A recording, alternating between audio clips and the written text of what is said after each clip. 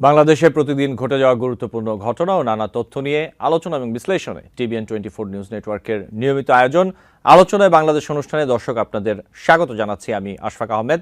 আজকের অনুষ্ঠানে অতিথি হিসেবে আমাদের সাথে যুক্ত আছেন ডাক্তার সাজেদুল হক রুবেল, সম্পাদক, কেন্দ্রীয় কমিটি, বাংলাদেশের কমিউনিস্ট পার্টি, এবং আমাদের সাথে আরও যুক্ত আছেন মোহাম্মদ রফিকুল ইসলাম কনক, কেন্দ্রীয় সদস্য, জাতীয় নাগরিক পার্টি।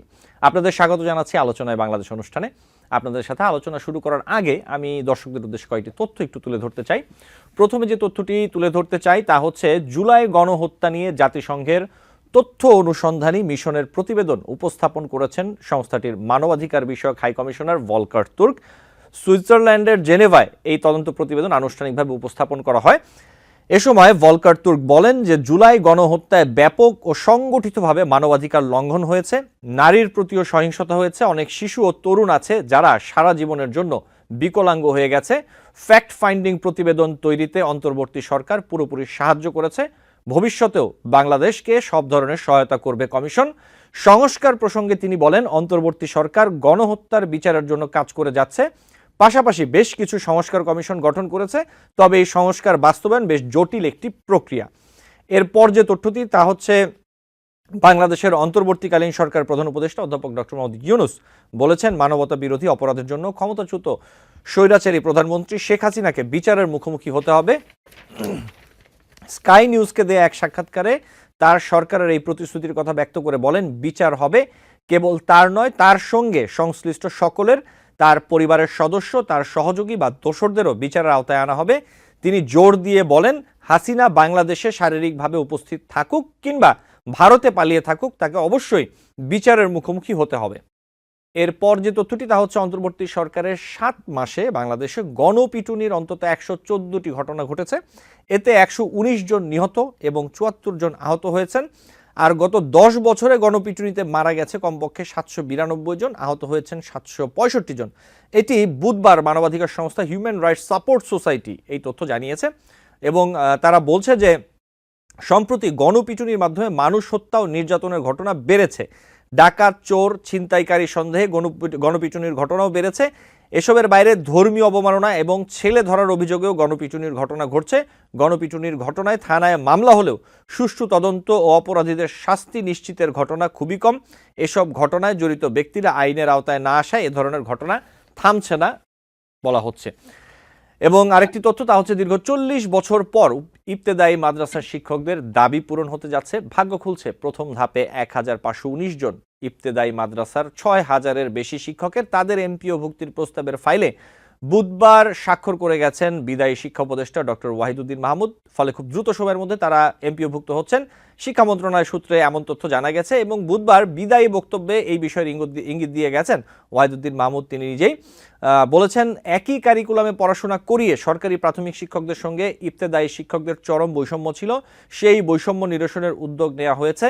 তিনি বলেন দেশে অনেক ইবতেদায়ী মাদ্রাসা আছে, এর মধ্যে অনেকগুলো অনানুষ্ঠানিক, কিন্তু অনেক প্রতিষ্ঠানের রেজিস্ট্রেশন আছে। সরকারি প্রাথমিক স্কুলের মতো তারা বাংলা, ইংরেজি, গণিত পড়াচ্ছে। অবকাঠামো শিক্ষক থাকার পরেও তাদের এমপিওভুক্ত করা হয়নি, তাদেরকে এমপিওভুক্ত করা সম্ভব, সেই কাজ আমরা করে দিয়েছি। এই ছিল কিছু তথ্য। আমি শুরুতে একটু যেতে চাই ডাক্তার সাজেদুল হক রুবেল, আপনার কাছে আসতে চাই যেই বিষয়টি নিয়ে তা হচ্ছে যে প্রধান উপদেষ্টা অধ্যাপক ডক্টর মোহাম্মদ ইউনূস তিনি বলেছেন যে মানবতা বিরোধী অপরাধের জন্য ক্ষমতাচ্যুত যে সাবেক প্রধানমন্ত্রী শেখ হাসিনার বিচারের মুখোমুখি হতেই হবে।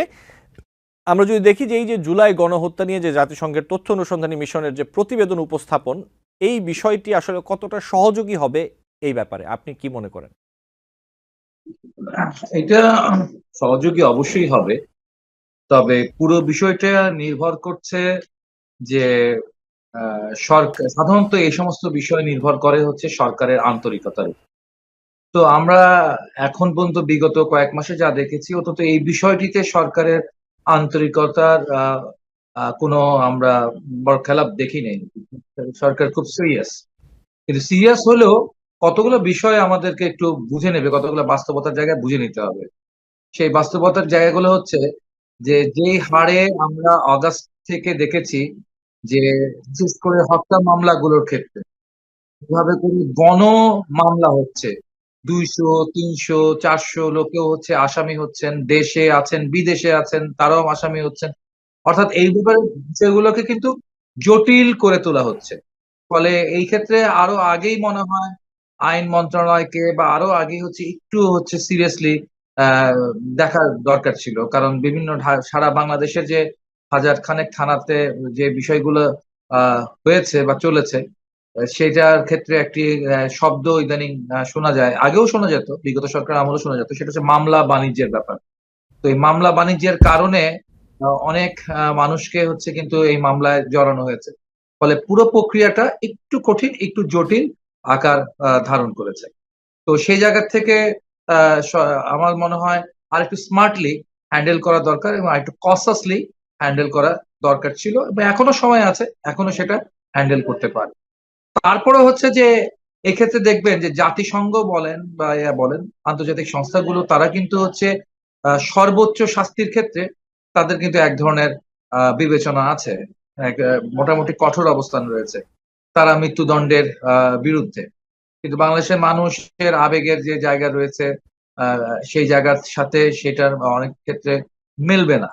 তবে এই সমস্ত বিষয়গুলোকে মেনে নিয়েই সামনের দিকে অগ্রসর হতে হবে। কিন্তু সেখানে একটা বিষয়, সবচেয়ে বড় কিন্তু যেটা রয়ে যায়, সেটা যে বিগত সরকার প্রধান যিনি তান্ত্রিক, সেই সরকারের যিনি গিয়ে এক বলা যায় ব্যক্তিতান্ত্রিক একটি স্বৈরতন্ত্র প্রতিষ্ঠা করেছিলেন, যে শেখ হাসিনা, উনি কিন্তু আমাদের হাতের নাগালের বাইরে রয়েছেন। ঠিক আছে?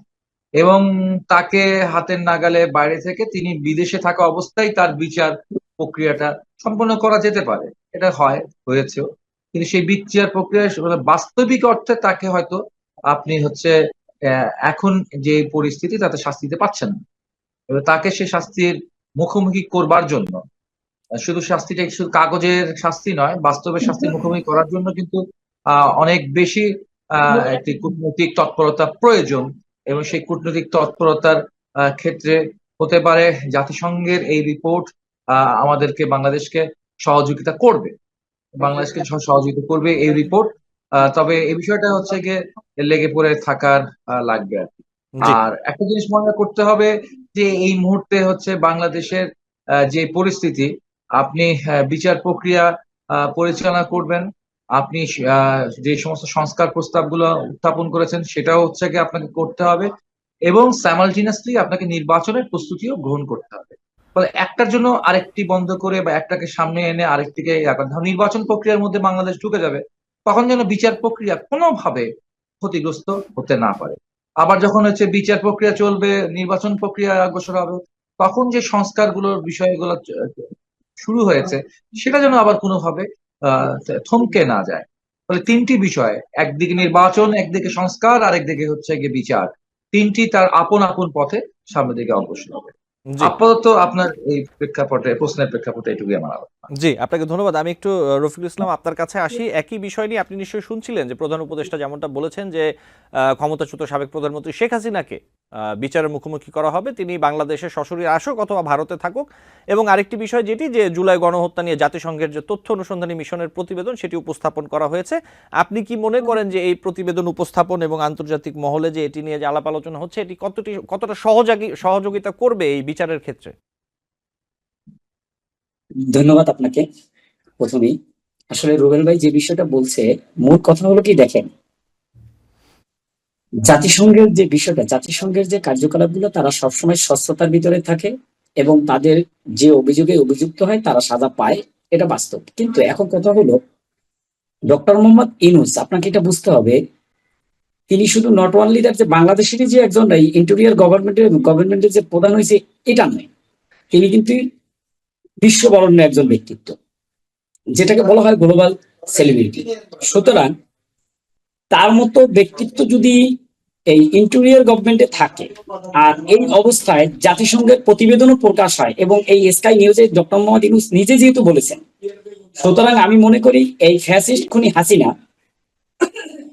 তার দেহ বাংলাদেশে থাকুক বা না থাকুক, বিচার হবে, এটাই নিশ্চিত। আর বিচার হতে হবে শুধু তার নয়, এটা কিন্তু ডক্টর স্কাই নিউজে একদম একুরেটলি জানিয়ে দিয়েছে যে বিচার তার সহযোগী এবং তার যারা দোষর ছিল তাদের হবে। এখন আমি এখানে একটা প্রশ্ন, যেটা ইম্পর্টেন্ট, আপনি জাতিসংঘের মতে যে 24 সালের জুলাই আন্দোলনে শুধু জনসাধারণ ব্যতীত এই যে প্রশাসনিক দপ্তরটাকে একেবারে ধ্বংস করে ফেলেছে। প্রায় 1400-র মতো মানুষ নিহত হয়েছে, সেখানে পুলিশ, র্যাব, সেনাবাহিনী, বিডিআর, বিভিন্ন আইন শৃঙ্খলা বাহিনী। এই যে ক্ষতি দেশে, তার কিছুদিন পরেই দেখলেন শেখ হাসিনা কিন্তু পালিয়ে যেতে বাধ্য হয়েছে। কেন? তার মানে তিনি প্রশাসনকে কাজে লাগিয়ে এই দীর্ঘ 17 বছর ক্ষমতায় থেকেছে। এই প্রশাসন যেদিনকে তার বিপক্ষে কাজ করা শুরু করেছে, সেদিন থেকে তিনি প্রশাসনকেও মারার একটা পরিকল্পনা করেছে। শুধু তাই নয়, এই পরিকল্পনার ভিতরে অনেক কিছু হয়েছে যেটা আপনারা ইতিমধ্যে জানতে পেরেছেন।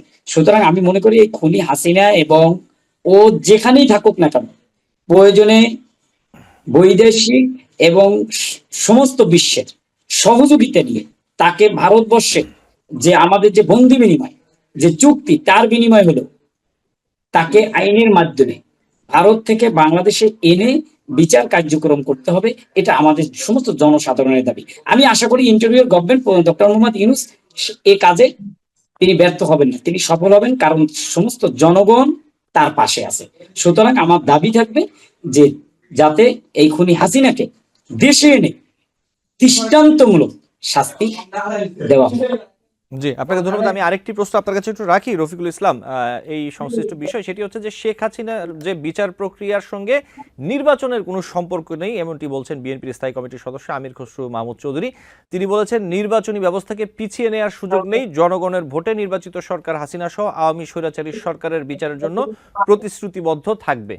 আপনি এই ব্যাপারে কতটা আস্থা রাখছেন যে পরবর্তীতে যেই সরকারই আসবে, যে রাজনৈতিক দলই সরকার গঠন করবে, তারা আসলে এই বিচারিক প্রক্রিয়াগুলো সঠিকভাবে আসলে ধরে রাখবে? এই ব্যাপারে আপনি কতটা আস্থা রাখেন?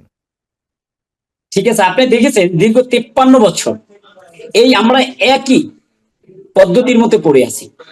নির্বাচন, নির্বাচন আর নির্বাচন।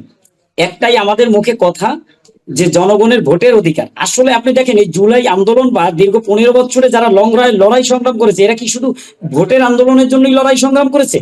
আমি মনে করি কখনোই না। তারা ভোটের আন্দোলনের জন্য লড়াই সংগ্রাম করেনি। তারা এই লড়াই এবং সংগ্রাম চালিয়েছে তাদের ন্যায্য অধিকার বুঝে নেওয়ার জন্য, তাদের নাগরিক অধিকার বুঝে নেওয়ার জন্য। তারা শুধু ভোটের অধিকার নাই। আমরা দেখতে পাচ্ছি এই 5ই আগস্টের পরে, গণ অভ্যুত্থানের পরে দীর্ঘ 15 বছর তারা এমন কোনো কাজ করতে পারে নাই সুফল বয়ে নিয়ে আসতে। যখন বেগম জিয়া বালুর ট্রাক দিয়ে আটকিয়ে রেখেছে, তখন এমন কোনো জোরালো আন্দোলন করতে পারে নাই, নির্বাচন হোক বা তাকে ছাড়ানোর, এরকম কোনো তারা জোরালো আন্দোলন করতে পারে নাই। কেন বললাম? তারা এখন যখন মুক্ত হয়েছে, এই ছাত্রদের এটাকে, এই বৈষম্য বিরোধী ছাত্র আন্দোলন এটাকে, যখন 5ই আগস্ট এই তারা মুক্ত হাওয়া, সারা বাংলাদেশের মানুষ যখন স্বাধীনভাবে কথা বলতে পারতেছে, তখন তারা শুধু নির্বাচন নিয়ে করতেছে, কথা বলতেছে। কিন্তু তাদের এটা বলা উচিত ছিল যে নির্বাচন না, রাষ্ট্রের আমূলিক পরিবর্তন হোক। আসলে আমরা চাই কি, সমস্ত মানুষ চাই রাষ্ট্রের একটা পরিবর্তন, তার যে নাগরিকের যে অধিকার, সেই অধিকারটা যাতে রক্ষা পায়, এটা চাই। কিন্তু তারা সেটাকে সেই দিকে গুরুত্ব আরোপ না করে তারা অবলীলায় শুধু বলে যাচ্ছে নির্বাচন। আসলে দেখেন, নির্বাচন আমরাও চাই, নির্বাচন হোক, এটা আমরাও চাই, কিন্তু সেটা গণপরিষদ নির্বাচন হোক।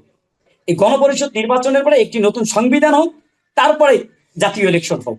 তখন দেখা যাবে, গণপরিষদ নির্বাচন হলেই দেখা যাবে কাদেরকে মানুষ চায়।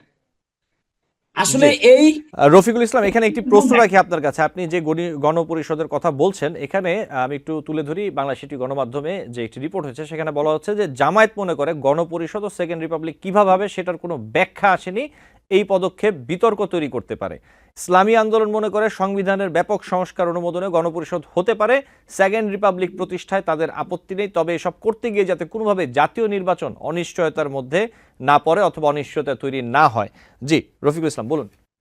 জি, আসলে এই একটা সুন্দর একটা কথা এখানে, যেটা সবচেয়ে মোস্ট অফ ইম্পর্টেন্ট যে কথাটা আমি বলি, সেটা হলো গণপরিষদ নির্বাচন, সেকেন্ড রিপাবলিক। আসলে আমরা বারবারই বলে আসতেছি, আমরা মনে করতেছি যারা 5ই আগস্টের এই গণ অভ্যুত্থানকে ধারণ করে এবং এই বিপ্লবকে ধারণ করে, তারা অবশ্যই এই সেকেন্ড রিপাবলিক ঘোষণা হোক, এটা তারা চাইবে।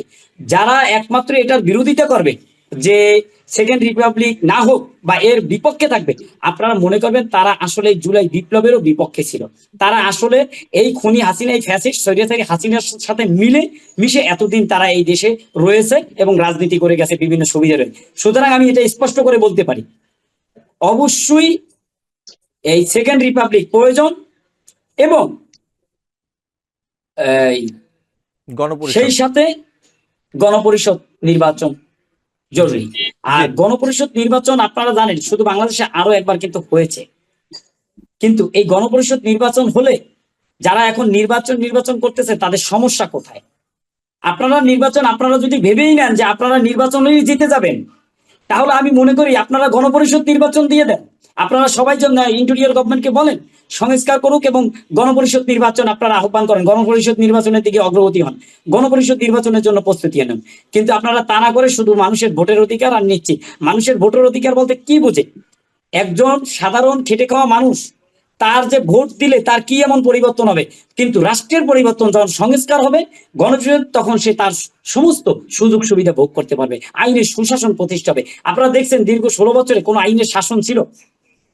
আজকে যারা বলতেছে গণপরিষদের বিপক্ষে, যারা বলতেছে যে নির্বাচনকে প্রশ্নবিদ্ধ করতেছে গণপরিষদের সাথে মিলিয়ে, আমরাও নির্বাচন চাই, সেটা গণপরিষদ নির্বাচন চাই এবং তারপরে জাতীয় ইলেকশন হোক।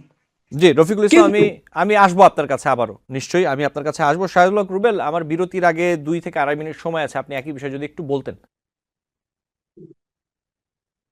বিষয়টি হচ্ছে, যারা ভোটের অধিকারের জন্য আওয়াজ তুলবে তাদেরকে রফিক সাহেবের মতে তারা হচ্ছে ফ্যাসিস্ট হাসিনার দোসর। এই যে উনি ট্যাগিংটা করলেন, তার এই ট্যাগিংটা দেখে আমার বিগত সরকারের বিভিন্ন মন্ত্রী এবং ছাত্রলীগের সন্ত্রাসী সেই নেতাদের কথা মনে পড়ছে। যখন আমরা সেই আওয়ামী লীগের বিরুদ্ধে আমার গণতান্ত্রিক অধিকারের কথা বলতাম, না রুবেল ভাই, এখানে আপনার কথা একটা, এখানে রুবেল ভাই জামাতের সাথে ট্যাগিং না করা, রুবেল ভাই আপনার কথা কিন্তু কাউন্টিং, আপনার হাসিনার দোসর বানিয়ে দেন। ঠিক আছে, যে বিএনপি 15 বছর ধরে রক্ত দিয়েছে এবং যে 15-17 বছর ধরে বাংলাদেশের জাতীয় বিভিন্ন রাজনৈতিক দল বাম এবং ডান লড়াই করে যাচ্ছে, তাদেরকে যদি আপনি হচ্ছে কি ট্যাগিং করে দেন, হাসিনার ট্যাগিং, তাহলে কিন্তু মানুষ বিশ্বাস করবে না। যেভাবে করে আমাদেরকে জামাতের ট্যাগিং দেওয়ার পরও মানুষ বিশ্বাস করে নাই আমাদের জামাতের লোক, সেভাবে আপনাদের কথা বাংলাদেশের সাধারণ মানুষ বিশ্বাস অবশ্যই করবে না। সাধারণ মানুষের সাথে মিশেই তো আমরা এতদিন ধরে রাজনীতি করতে আসছি। সাধারণ মানুষের পালস বুঝি আমরা। সাধারণ মানুষ মনে করে তার অন্যতম মৌলিক অধিকার, তার জীবনের অন্যতম যন্ত্রণার কারণ হচ্ছে সরকারগুলো একবারও তার যে ম্যান্ডেট, সেই ম্যান্ডেট অনুযায়ী সে সরকার গঠন করতে পারে নাই দীর্ঘদিন ধরে। ফলে একটা গণবিরোধী সরকার তৈরি হয়, যেই সরকার জনগণের দ্বারা গঠিত হয় না, তারা হয় না। আরেকটা কথা মনে করবেন, বাংলাদেশে কোনোদিন গণপরিষদের নির্বাচন হয় নাই। ইতিহাস পড়ে দেখবেন, 1971 মুক্তিযুদ্ধের আগে 70-এর যে নির্বাচন হয়েছিল, সেই নির্বাচন একই সাথে দুটো পরিষদের নির্বাচন হয়েছিল, একটি জাতীয় পরিষদের নির্বাচন, একটি আঞ্চলিক পরিষদের নির্বাচন। এই দুটি পরিষদকে কিন্তু মুক্তিযুদ্ধের পর, স্বাধীন হওয়ার পর, এই দুটি পরিষদকে শেখ মুজিবুর রহমান ঘোষণা করেছেন এটাই বাংলাদেশের গণপরিষদ, এবং তার ভিত্তিতে 72-এর সংবিধান রচিত হয়েছিল। ফলে আমরা গণপরিষদের অভিজ্ঞতা এদেশের সাধারণ মানুষের নাই।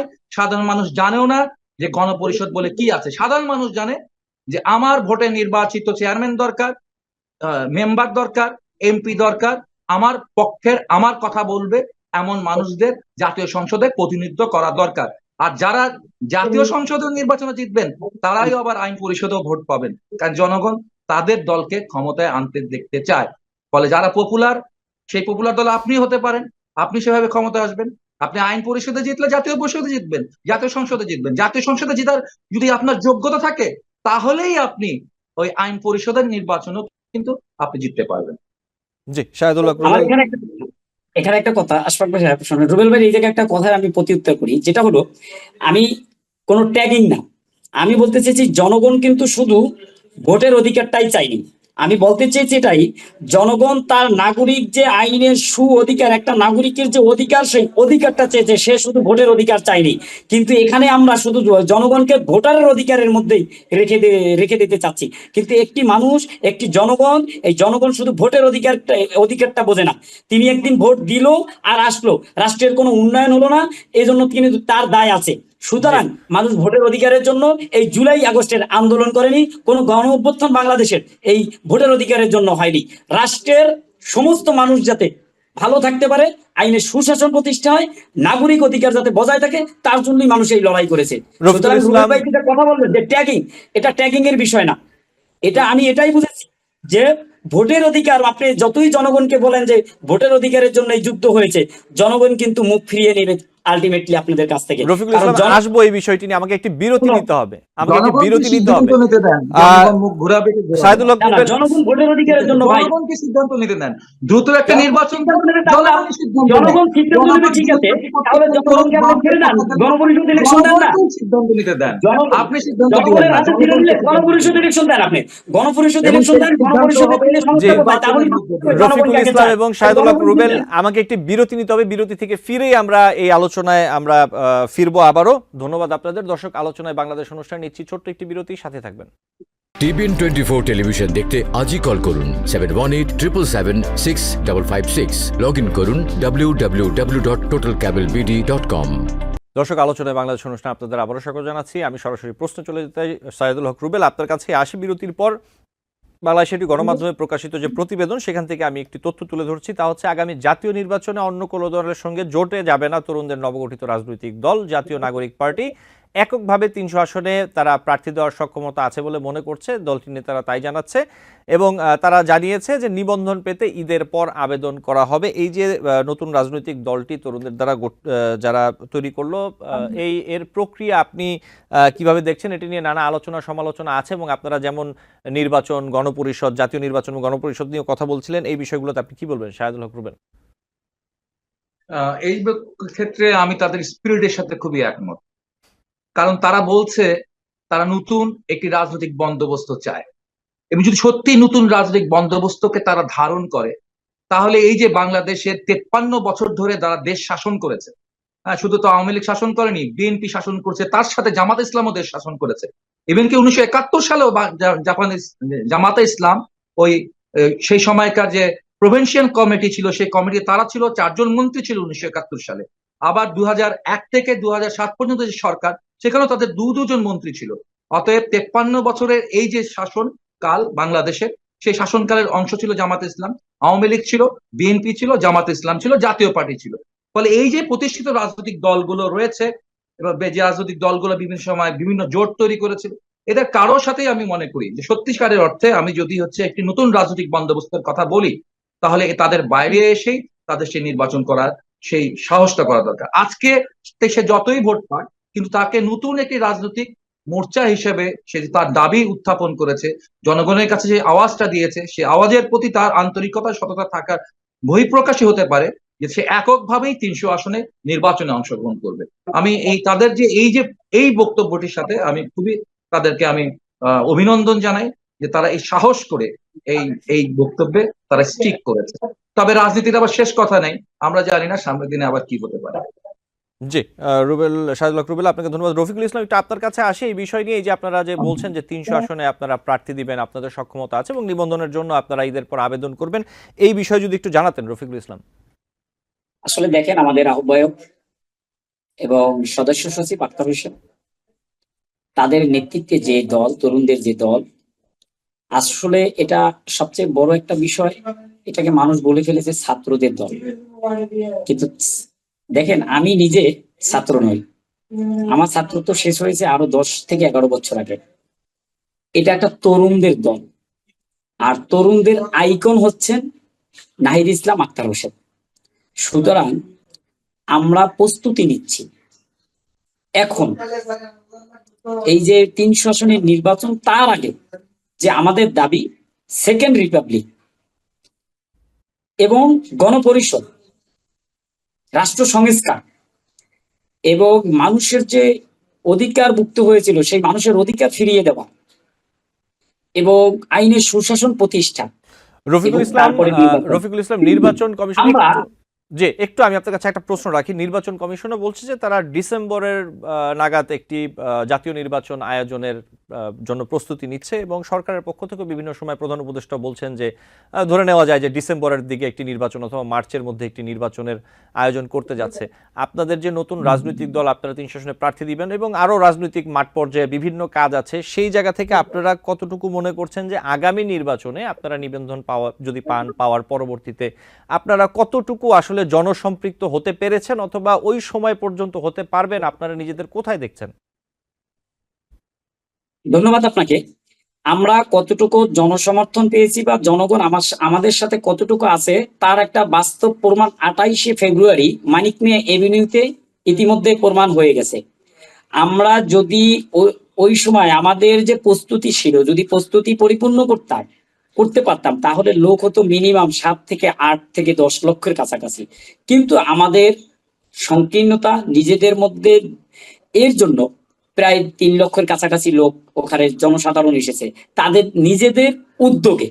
এখানে আমাদের চেয়েও তাদের উদ্যোগ, মানে জনসাধারণের এত উদ্যোগ যে একটি নতুন রাষ্ট্র বিনির্মাণের জন্য তারা খুব উদ্গ্রীব, তারা চিন্তিত, তারা যে কোনো মূল্যে একটা নতুন রাষ্ট্র চায় এবং সেই রাষ্ট্রের সংস্কার চায়, যেই রাষ্ট্রে একটা গণপরিষদ নির্বাচন হবে, একটি সংস্কার হবে, এটা চায়। আর সুতরাং জনগণ ডিসাইড করবে কারা সরকারে বসবে বা কারা সরকারে বসবে না। যেহেতু আমরা রাজনৈতিক কর্মে নাহিদ ইসলামের যে বক্তব্য তা বা আক্তার হোসেন সদস্য সচিব এবং আহ্বায়কের যে বক্তব্য তার মাধ্যমে ফুটে উঠেছে, ঠিক আছে, আমরা আমাদের কার্যকলাপ চালাচ্ছি নিবন্ধন পাওয়ার জন্য যে ক্রাইটেরিয়া এরিয়া আছে সম্পূর্ণ কিছু। আমরা আশা করি রমজান, এই রোজার মাস চলতেছে, পবিত্র রমজান মাসের ভিতরেই আমরা মোটামুটি সাংগঠনিকভাবে গুছিয়ে নিতে পারবো এবং সেই সাথে আমরা গুছিয়ে নেওয়ার পরে আমাদের যে নিবন্ধন কার্যক্রম, যে নিবন্ধনের জন্য যে অ্যাপ্লিকেশন করতেন, নিবন্ধনের জন্য যে আবেদন, এই আবেদনের জন্য আমরা প্রস্তুতি নিব। তো সুতরাং আমাদের আগে আলোচনা হয়, তারপরেই আমরা হয়তো মিডিয়ার সামনে আমাদের আহ্বায়ক বলেন, সদস্য সচিব বলেন, XYZ যারাই কথা বলে তারা সেই বিষয়গুলো জানান দেয়। সুতরাং অবশ্যই আমরা প্রস্তুতি নিচ্ছি, তবে সেই প্রস্তুতি সর্বপ্রথম আমরা সেকেন্ড রিপাবলিক এবং সংস্কার, গণপরিষদ, এরপরে নির্বাচন, আমরা এর জন্যই প্রস্তুতি নিচ্ছি। রফিকুল ইসলাম, আপনাকে ধন্যবাদ। আমি একটু শাহেদুল হক রুবেল আপনার কাছে আসি। আপনি একটি ভিন্ন রাজনৈতিক দলের সাথে যুক্ত, আপনি দীর্ঘদিন ধরে রাজনীতি করছেন। আমি যদি একটু আপনার দৃষ্টিভঙ্গিটা জানতে চাই যে এই যে নতুন রাজনৈতিক দল তরুণরা করছে, আপনার প্রত্যাশা কি রাষ্ট্রের একজন নাগরিক হিসেবে অথবা একজন রাজনীতিক হিসেবে, এবং আপনি কতটা দেখতে পাচ্ছেন যে আসলে কতটা রাজনৈতিকভাবে তারা মানুষের কাছে পৌঁছাতে পারছে, তাদের সম্ভাবনাটা কতটা আপনি দেখতে পাচ্ছেন অদূর ভবিষ্যতে? আসলে কতগুলো বিষয় একটু পরিষ্কার হতে হবে। যেমন আমি আমার যে রাজনৈতিক দল করি, বাংলাদেশের কমিউনিস্ট পার্টি সিপিবি, এই কমিউনিস্ট শব্দটির অর্থ অনেক সময় সাধারণ জনগণ বোঝে না, ঠিক আছে? ফলে এমন শব্দ ব্যবহার করা দরকার যে সাধারণ মানুষ ব্যবহার। এখন রফিক ভাই যখন বলবেন যে হচ্ছে সেকেন্ড রিপাবলিক, আমার ওই কৃষক, আমার ওই ক্ষেত মজুর, আমার ওই সাধারণ মানুষ, বাংলাদেশের 90% মানুষ, ওরা এই second Republic, first Republic, third Republic, কোনো রিপাবলিক বোঝে না। ওরা কোনো রিপাবলিক বোঝে না, ঠিক আছে? উনি একটি কথা বলেছেন রফিক ভাই, নাগরিক অধিকারের জন্য হয়েছে। এই নাগরিক অধিকার শব্দটি তারা বোঝে না, ঠিক আছে? তারা বোঝে কৃষকের কতগুলো দাবি আছে সেটা বোঝে, ক্ষেত মজুরের কথা বোঝে, শ্রমিকের কথা বোঝে, এবং সবাই আবার শেষমেশ একটা কথা বোঝে, সেটা হচ্ছে দেশে ইনসাফের শাসন নাই, দেশে ইনসাফ নাই, দেশে ন্যায় বিচার নাই, দেশে ন্যায্যতা নাই, এবং দেশে আছে এক বিরাট বড় বৈষম্য। আমাদের মূল যে স্লোগানের জায়গা ছিল বৈষম্য বিরোধী আন্দোলন, তারা এটা বোঝে যে আমাদেরকে মানুষ বইলে এই রাষ্ট্র, এই দেশ আমাদেরকে মানুষ বলে গিয়ে মনে করেন, আমাদেরকে মানুষ বলে রাষ্ট্র, এটা মহাজনদের রাষ্ট্র, ঠিক আছে, আমার রাষ্ট্র না। অর্থাৎ এই যে জায়গাটা যে তুমি একটা শব্দ উচ্চারণ করেছে, আমূল পরিবর্তন। আমরা তো আমাদের সারাটা জীবন ধরে, আমার ধরেন 49 বছর বয়স, আমি সেই স্কুল জীবন থেকে হচ্ছে রাজপথে লড়াই করতেছি, ঠিক আছে? আমি যখন হচ্ছে জিনজির মতো বয়স ছিল সেই সময় থেকে হচ্ছে আমি মিটিং মিছিল করে আসি পড়ালেখার পাশাপাশি, সেইভাবে পড়ালেখা করেছি আমরা। আবার আমরা জেলও খাটছি, মাইরও খাইছি, ঠিক আছে? সব সরকারের আমলে একবার করে হচ্ছে গিয়ে একবার দুইবার চারবার করে অ্যারেস্ট হয়েছি বিভিন্ন সময় আমরা।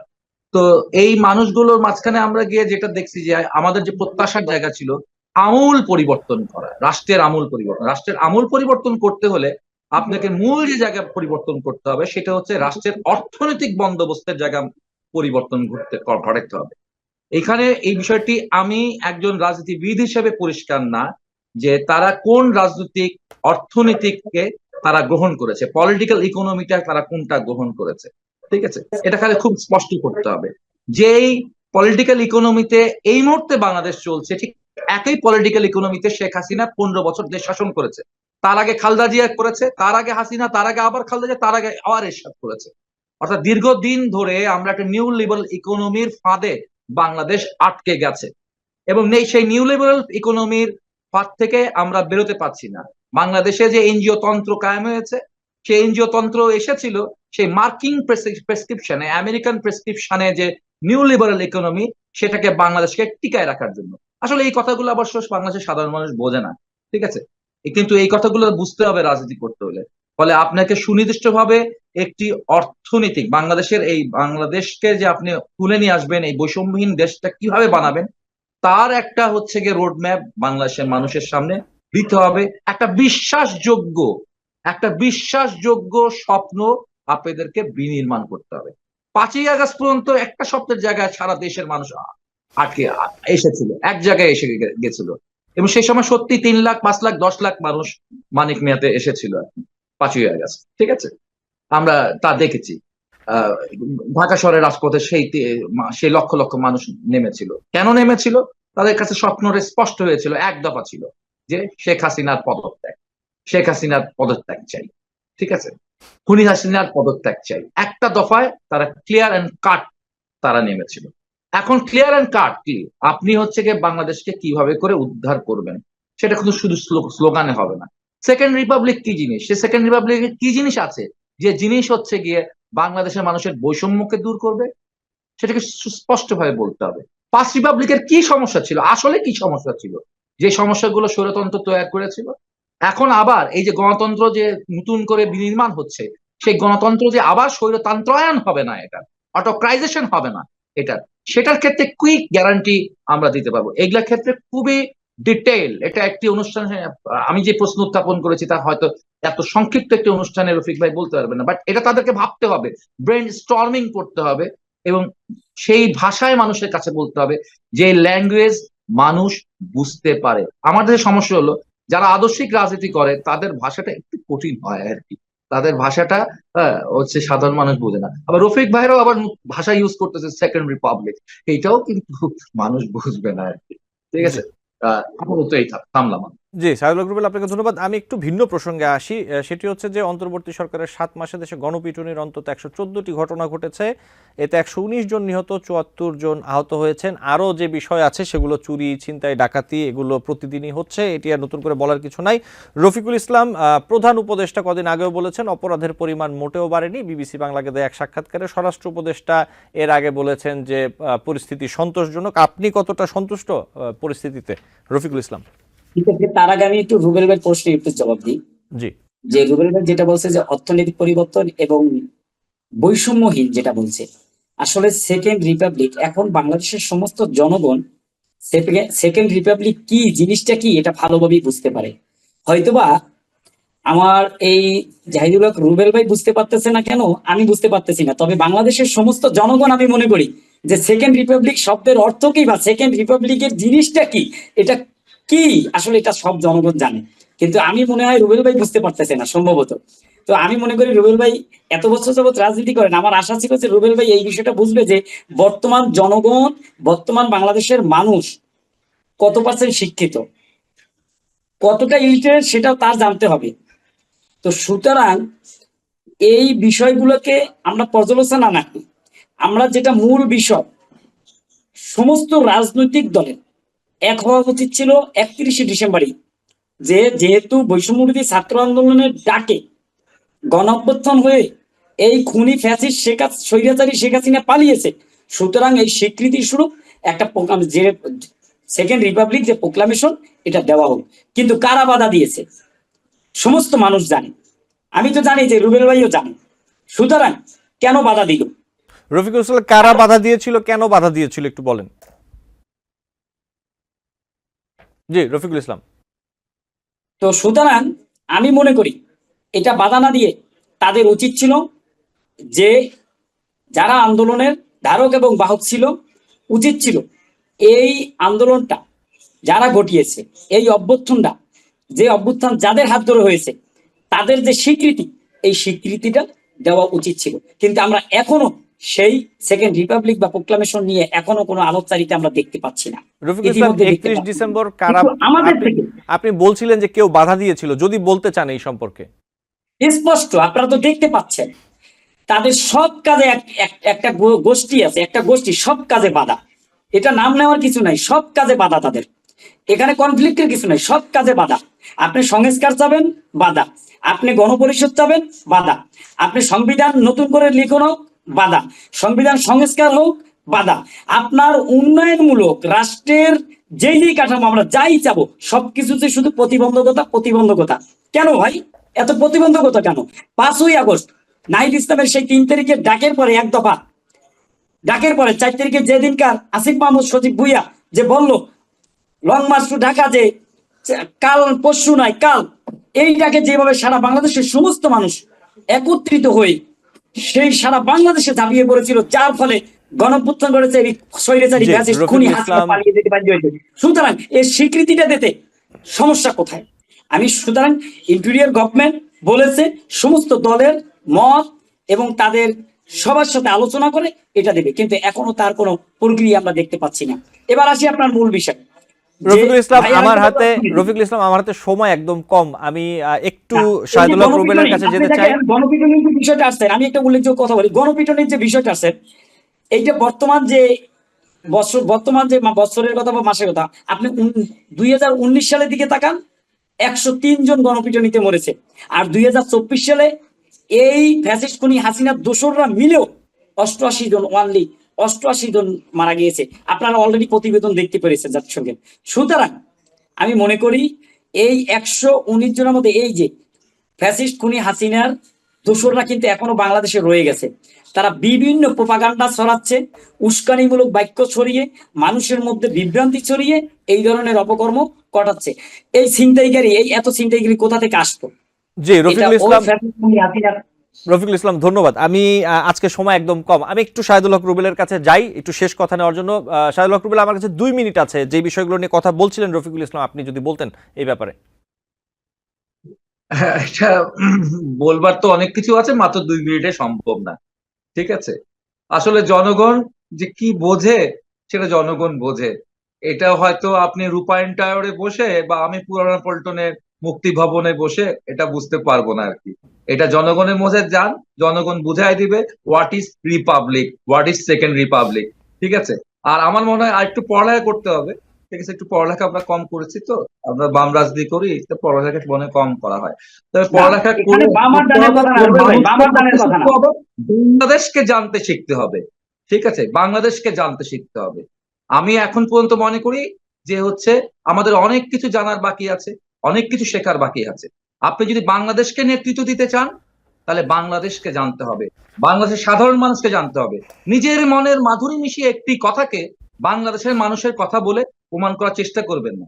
এটি বিগত সরকার, শেখ হাসিনা সরকার এরকম অনেক কিছুই করেছিলেন 15 বছর ধরে। তার মনের কথাকে বাংলাদেশের মানুষের মনের কথা ভাবতেন, কিন্তু সেটা বাংলাদেশের 17 কোটি 16 কোটি মানুষের মনের কথা সেটা ছিল না। ফলে যে এই ভোটাধিকার মানুষের কাছ থেকে ছিনতাই করে নিয়েছে শেখ হাসিনা, সেই ভোটাধিকার আমাদেরকে আবার পুনরুদ্ধার করতে হবে। সেই ভোটাধিকারের প্রশ্নের সাথে সংস্কারের কোনো সংঘর্ষ নাই, বিচারের কোনো সংঘর্ষ নাই। বিচার প্রক্রিয়া, সংস্কার প্রক্রিয়া এবং নির্বাচন তার আপন আপন পথে অগ্রসর হবে। যদি একটাকে আরেকটার মুখোমুখি করে দেওয়া হয়, তাহলে এটি কিন্তু ধরে নিতে হবে কোনো এক অজানা কারণে এদেশের একটি বর্তমান যে একটি অনির্বাচিত ব্যবস্থা রয়েছে, এই ব্যবস্থাকে এটা লিঙ্গারিং করা হচ্ছে, এবং এটির ফলাফল হবে কিন্তু প্রচন্ড ভাবে প্রত্যেকটি গণতান্ত্রিক শক্তি, প্রত্যেকটা গণতান্ত্রিক রাজনৈতিক দলের জন্য বুমেরাং হবে।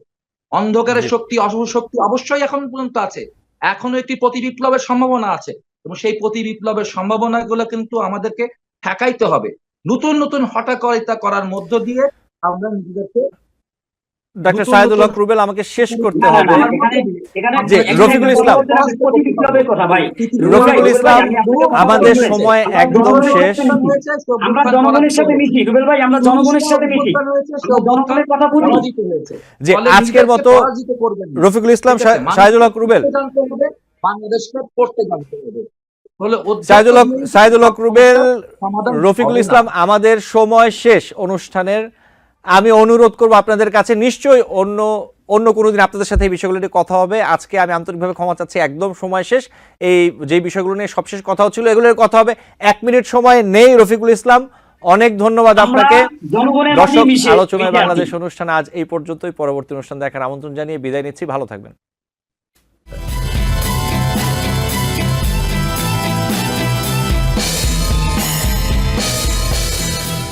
টিভিএন 24 টেলিভিশন দেখতে আজই কল করুন 7187776556। লগ ইন করুন www.totalcablebd.com। নিউ ইয়র্ক থেকে সম্প্রচারিত টিভিএন 24 টেলিভিশন বিশ্বজুড়ে বাঙালির কণ্ঠস্বর।